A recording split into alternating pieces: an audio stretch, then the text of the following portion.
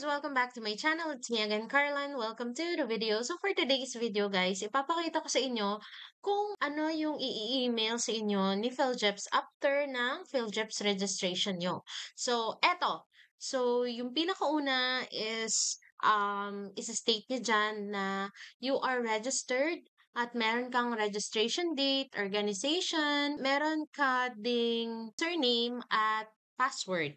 So, pwede mo 'tong palitan guys, yung kanyang username or password if you want.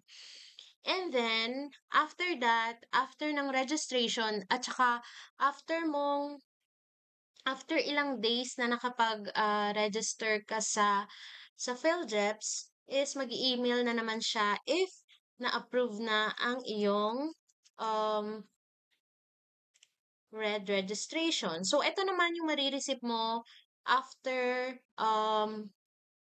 ng ilang days na pag-aantay.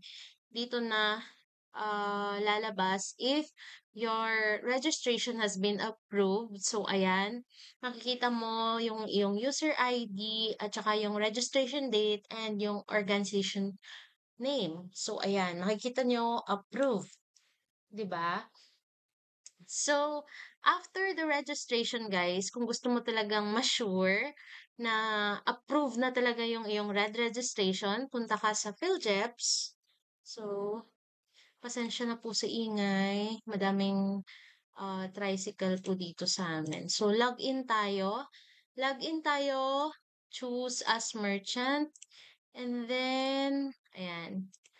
May mga nakasave na ako dito na mga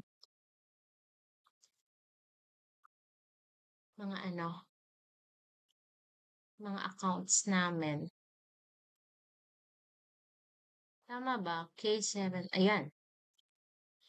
And then, dito na ako sa dashboard ko, as you can see.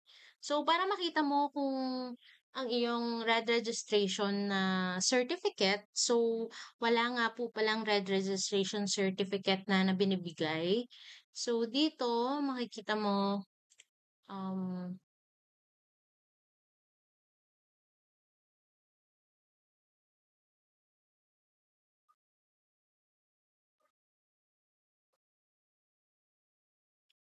dito sa organization, and dito sa view profile. So, dito sa view profile, guys, ito yung mga, mga records mo na sensitive.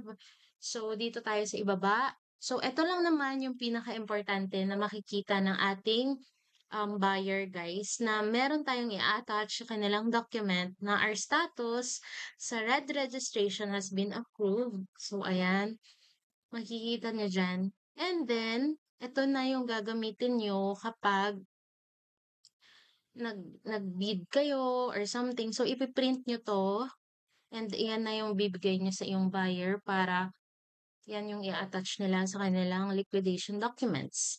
So, that's it for today's video, guys. I hope you guys did enjoy and hopefully you did get something from me today. So, see you guys on my next one. Bye! Peace!